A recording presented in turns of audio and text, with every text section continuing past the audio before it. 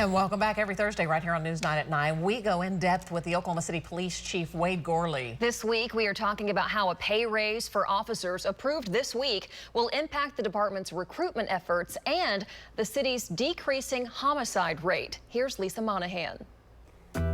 Every week, we sit down with Oklahoma City Police Chief Wade Gorley, and to kick off the new year, we're talking about the city's homicide rate.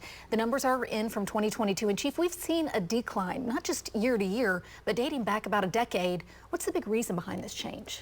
Of course, you always got to be careful in taking too much of the credit, because we know how crime trends can change. But at the same time, we have had a greater focus in the last few years, especially on violent crime and approaches to how we do that.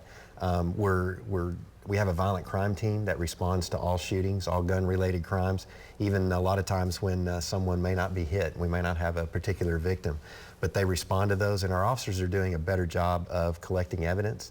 We're now we've made some improvements in our lab, and through the help of the ATF, we've been able to increase our NIBIN entries on shell casings and firearms, which allows us to tie those guns and those casings together and also tie them to suspects. So we're able to make more arrests in those areas.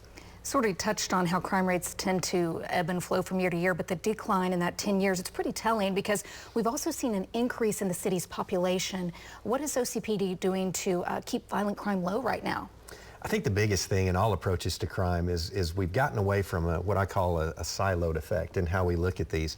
We have units within the department that are specialized in one particular area. For example, we have an assaults unit that handles a lot of the crimes that don't, assault-related crimes that don't end up in a death. And then you have a homicide unit and other units like that, where in the past, those cases were kind of considered, that's an assault case or that's a homicide case. Well, now, the philosophy at the Oklahoma City Police Department is these are Oklahoma City cases. So we need to work together as a team, from the patrol officer that initially responds to the call to the investigator that ends up getting assigned it, as well as the crime scene investigators too, and making sure that path of communication is going throughout the case so that that information gets shared and the suspect ends up getting arrested. Well, certainly the low crime rate and the growing city comes as you're looking to add more officers to the department. That has to be helping. Absolutely, and the City Council yesterday, with the support of the residents of Oklahoma City, enacted the contract for this year, which got us a pretty good raise for our officers. It's salary-wise, we're not quite the highest in the state, but we are one of the highest now. We're very close to that. In salary for our starting recruits, it was a significant raise for them. It was 24%. But the big thing is now our recruits also get a hiring bonus of $10,000.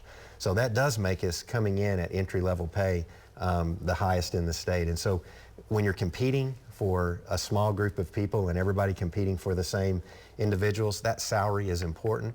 But also, too, what it shows our officers that are out here now is, hey, the residents of Oklahoma City and your city government support you. And I think that's very important, and it helps us with recruiting. Absolutely. Hopefully that extra incentive will be the extra push you need for recruiting. Absolutely. Well, thanks so much for being with us, Chief, today and every week. So you can submit questions by email us an email, watching previous sit-downs at news9.com/chief. I will see you next week.